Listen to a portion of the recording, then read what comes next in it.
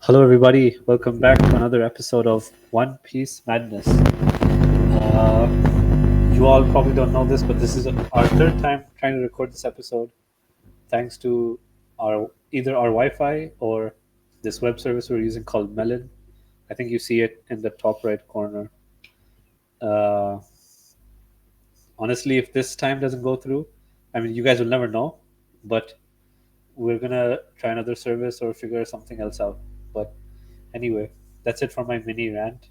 We need to get better at all of this. I was gonna say 2 times, but you're right. It actually was 3 times. Trying to get this one This chapter review in. this is the third time because we tried it over the weekend, then we tried on Tuesday, and now we're trying today. Oh So yeah, you're right. You're right. 1076 is cursed for us and Captain Kidd. But anyway, that's a nice segue into the chapter, bro. Uh, the This week we don't get a cover story, but we get a color spread. And the funniest thing I thought about the color spread was Jimbei's face, where it's located. His nostrils are flaring at a certain area of, let's say, Nami's body. Smells a little fishy to him. Smells like home a little bit. You never know. Uh, but yeah, what do you think of the color spread? Anything interesting or the normal stuff? Yeah, I mean, again, like I think I mentioned this in our attempt number 2, but I don't really pay attention much to color spread. Like I kind of just take a really quick glance at it. I know you had your theory that you wanted to share that you heard from a YouTuber. You could kind of just go into that. It's not my theory. It's another YouTuber's theory. It's Right. Larry from that One Piece talk. I don't know if you guys have seen his podcast, but they're like pretty interesting. Uh, we all know that Oda likes to foreshadow in every way possible, and he uses the color spreads as well. Last time, apparently, he had foreshadows gear fifth, the gear fit power up in the last color spread or the color spread before that, before Wano. Um, so what he theorized is that this color spread is emphasizing on Sanji, and we all know that Sanji has some kind of liking towards devil fruits or something, because of his swirly eyes, but now he's smoking swirly puffs, which look like devil fruit swirls. And his t shirt has a cat on it. And the t shirt says two birds with one stone. So, what does that mean? One, he will awaken into a cat, ancient zone cat model. And two, it will be two birds with one stone, as in a human with normal human emotions and a devil fruit awakening, him being a devil fruit. The human part is because we all know that he was one of the experiments from Judge, like the three sons, and the other children don't really his siblings don't really have emotions, but he does. So it could be two birds with one stone, as in he could be a devil fruit and also have emotions. So a failed successful experiment, you know. Um, yeah, we'll see how far that theory goes, but Yeah, there I mean, might be something foreshadowing for like I Sanji. said, like I told you, it's a very big stretch. But let me get into One Piece madness and make my own quick theory that because of the puffs of smoke, and we know that Sandri usually has um, a cigarette on him or whatever you want to device you want to call it in One Piece world, because it's not we don't even know if it's tobacco, if there's tobacco, but whatever. That's besides the point. Uh, and Smoker is another character that usually has cigars in his mouth, and he kind of always has those puffs of smoke coming out. So the theory would be that Smoker is gonna die, and Sanji gets his devil fruit. Interesting. Judge also smokes, by the way. Yeah, and Sorry, Judge not also Judge. smokes. Not Judge. Queen. Yeah, Queen does smoke too. So it's an interesting point. I don't think it's gonna happen, but it's a good theory that Sanji and the puffs of smoke are particularly, like, how Smoker, when he talks, it's like kind of all over the place. That maybe Oda's foreshadowing the death of Smoker, and Sanji gets his devil fruit. You heard it here first, guys. Smoker dies in Egghead. Sanji takes the devil fruit. Let's go. Tashiki's breast get even bigger. That's how it goes. But anyway, uh, yeah, that's the color spread. The beginning of the chapter is super cool because Luffy and Zoro decide to, uncuff Lucci and Kaku. And it's a really interesting dynamic between those four because it's like the captains interacting with each other and the vice captains advising the captains, "What are you doing? Stop being an idiot," which is kind of interesting. And uh, the best panel I've seen in a long time is when Luffy looks back after uncuffing Lucci and tells him that you're never going to beat me anywhere, so don't go after my friends and don't be a little dick, like a little bitch, basically. Sorry for the YouTube revenue, we're not going to make money. But yeah, that's my favorite panel. And what I realized also is that Lucci always speaks the truth. And maybe he never spoke during Water 7 is because he was in an undercover mission. And if he spoke, that would break his cover, basically. So that's why he used Hattori the pigeon always to speak for him, which is always cool of Oda trying to tie everything back together. What did you think of the interactions between everyone in these panels, bro? Yeah, I mean, before I get into that, I do want to touch on the very quickly because it's on the back page. It's on the page before. Is that it's very interesting how Oda decided to give the Mihawk Seraphim the dice fruit, and it's a very good fitting thing. It's basically all swords, very cool, and you would wonder like the production of these fruits, like how the Vegapunk basically got it, and if he got the DNA from the people, how he got this. You know, it's an ongoing thing where we see everyone have certain devil fruits. We don't know if these people are dead or not either. So, is that guy, I don't remember his name, dead or not? Even the same thing with Mr. Senior Pink. Is Senior Pink dead or is he alive? It's very interesting, but it's a very good fruit for Mihawk to have. Seraphim. What I thought about the Vegapunk getting the devil fruits is Vegapunk works for the world government. And the Shishibukai and Impel Down are basically owned by the government. So I feel like when someone gets thrown into Impel Down, they take a blood sample of everyone. So whoever wasn't Impel Down is basically a contender for their devil fruits to be used by one of the Seraphim. So Das Bones, Mr. One, is the guy who has the dice fruit. He had it. And he wasn't Impel Down when we saw him break out with Crocodile. And we know that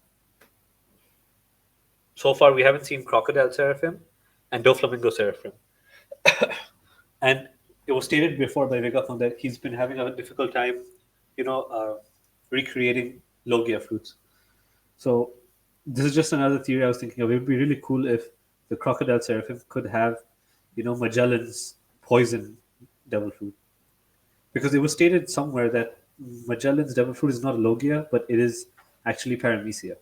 Yeah, I think it's like one of that weird special Paramecia category, I think. So if he probably has Magellan's DNA sample as well, blood sample, whatever. So anyone who is an Impel Down, anyone in Shishibukai is fair game for them to extract their DNA or blood and therefore create their devil fruit. Yeah, maybe. I mean, otherwise they just killed them too, and they could just kill them. It's unlikely that Oda killed them off screen. They cannot kill Senior Pink before the show ends. Frankie has to meet up with him one more time at the bar to talk about women and talk about being manly. Yeah, so I guess, but Oda could put a curveball and just make us disappointed, and Senior Pink's dead.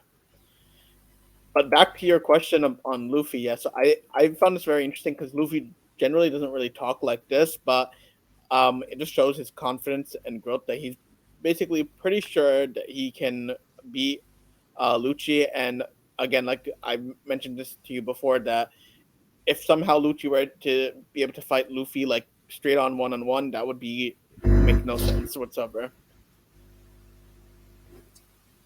Yeah, Lucci's not going to win. It's he's not going to win. Even Kaku won't win against Zoro, so yeah, that's what it is. That's for sure too. Yeah, moving on to the next part, we see Vegapunk actually in the basement of. Sorry, I don't know if it's the basement or it says deep within the lab. So somewhere in the lab, we see the CP agents being imprisoned basically, and Vegapunk ends up there, and we find out that the Stella body apparently has not imprisoned them, and rather it must be an imposter. So this is Oda just giving us more clues as to who the imposter is, or it's him throwing us off even more. Based on these panels of Vegapunk finding the CP0 agents, who do you think the imposter is still? Well, Oda always likes to bring in real life stuff, and now we see a very very big thing with obviously we have a lot of movies on AI going haywire, robots. Now chat GPT is a big thing. I'm sure Oda's very aware of that. So it's very interesting and be like one of the satellites or some computer in the in Egghead is actually the one doing all of this, and that would be very fitting and kind of a um, commentary on technology that we kind of have nowadays. The risk of very high tech, a very smart technology. The thing is, people are still doubting Shaka because when he was introduced as the one with logic or the good one, right? And that can come with so many implications because I saw this, read this, watched this somewhere. I don't remember, but they were basically explaining how Shaka is the force of good, and he's seeing that Vegapunk is creating seraphims for the government, who are a force of evil. So in his mind, to help the world, he would have to kill the Stella body. So he could be two timing or three timing the Stella body, the world government, and the other satellites altogether, based on his own morals of what good means and what he should be doing. Yeah, You I know what I mean mean? that's a pretty good theory, and I like going along with like things about robots and everything. Like if you have the satellites kind of have their own perspective of right and wrong and morals and their own emotions, as opposed to just being like bodies of Vegapunk, then that would be very interesting because then it just shows back to the whole thing about living creatures and having their own will, and even that these things have some part of Vegapunk, but even that formed its own will. So it would be very fitting if that were the case too. If Shaka wants to go against the Stella body because he feels that it's doing the wrong thing.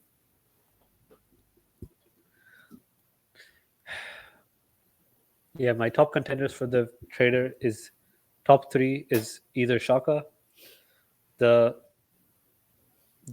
internal system itself, the AI going haywire, or another satellite that we haven't been introduced to, which I think I talked about the last episode.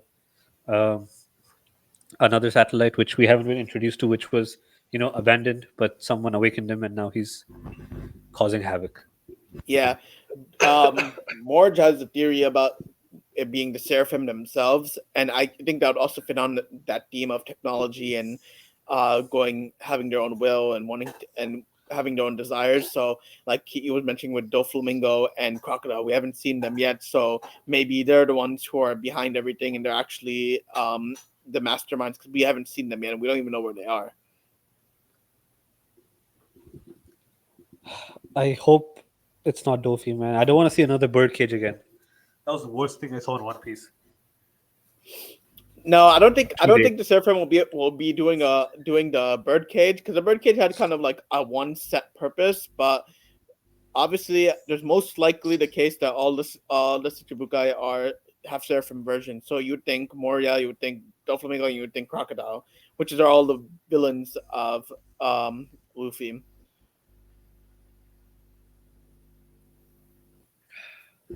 I hope Dofi is back, but with another devil fruit, not the string one. He needs another one. Which one do you think he should get? I don't know. He's so the spring one is very perfect for his character, but again, like if they're given devil fruits that are not the actual ones that the real people have, it would be an interesting because it might give us a kind of like foreshadowing as to what character they actually have, like what their personality character will be like, as opposed to the real Doflamingo. Like Doflamingo's a controller. He likes manipulating people, so he's has string fruit. Yeah. If Dofi could get another fruit, which one would it be? If you have any suggestions, leave it down in the comments. It would be an interesting discussion, definitely. But I think Crocodile should get Magellan's fruit. It fits his personality still. Of it just makes sense because Logia he won't get another. The Crocodile Seraphim won't get a Logia. So I think that makes the most sense. Either that, But- or he comes much later in the story. I mean, we're going to see a return of Crocodile anyway with Cross Guild. So, Yeah, of course.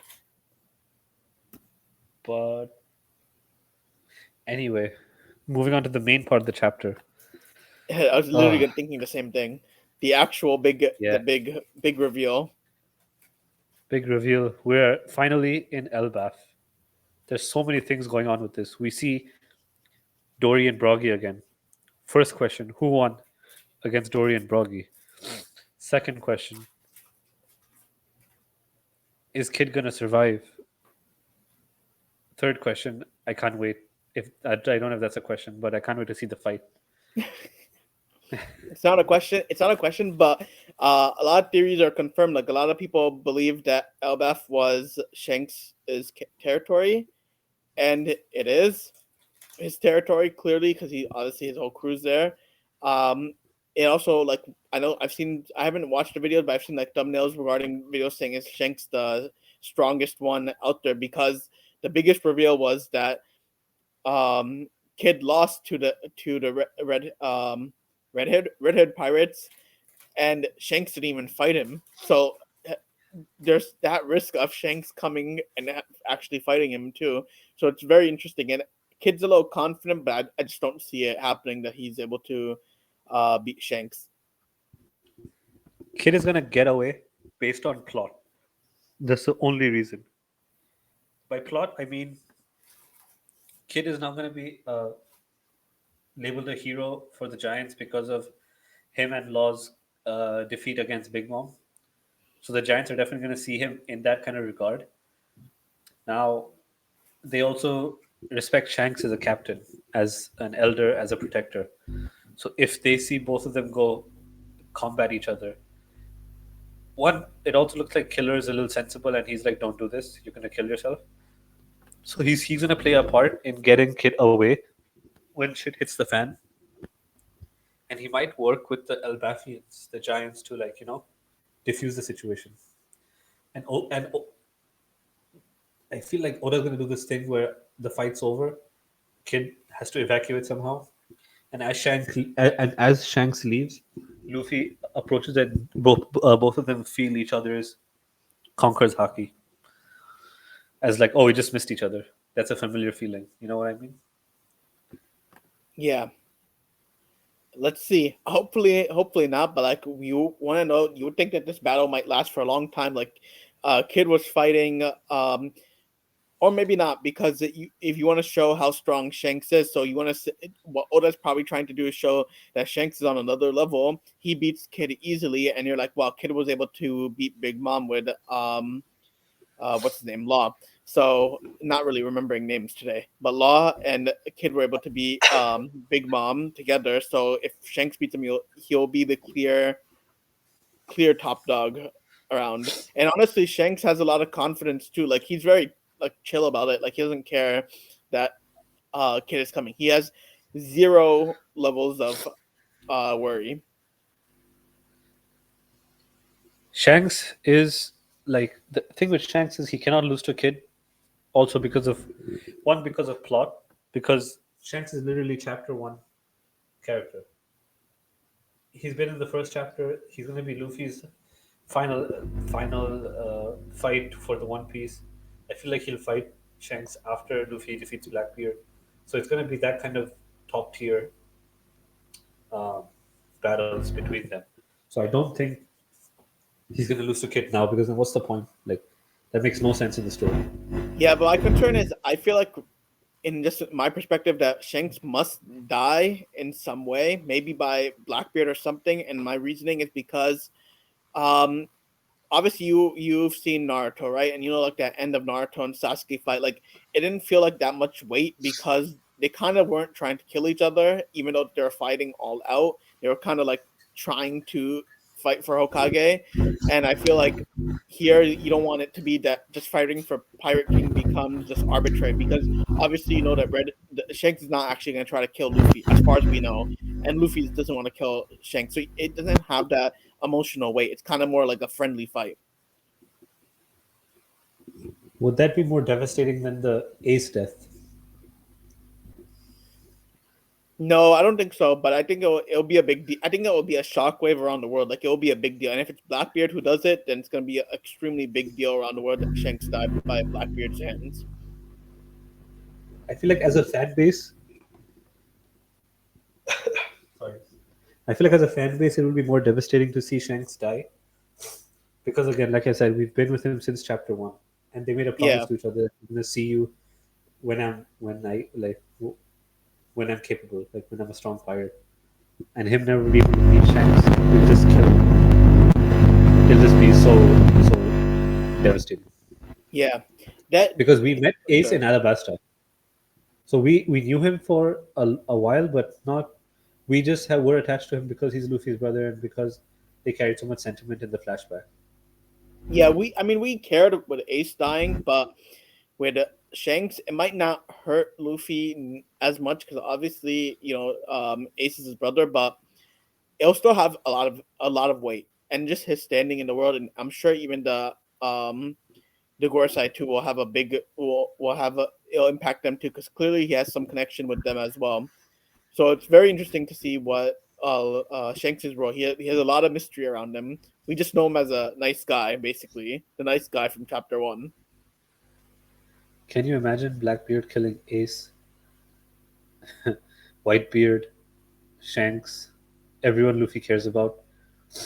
Killing Garp is next in line too, by the way. Garp is still on the way to fight him. Yeah, or So I mean, God see, knows. yeah, but again, Blackbeard's generally a coward, so I don't think he'll engage with Garp if he doesn't want to engage with Sengoku. So it's unlikely that he will do that. But I can see Eam also killing Shanks too.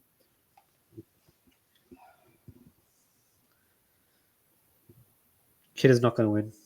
Yeah, That's kid's just how not. it is.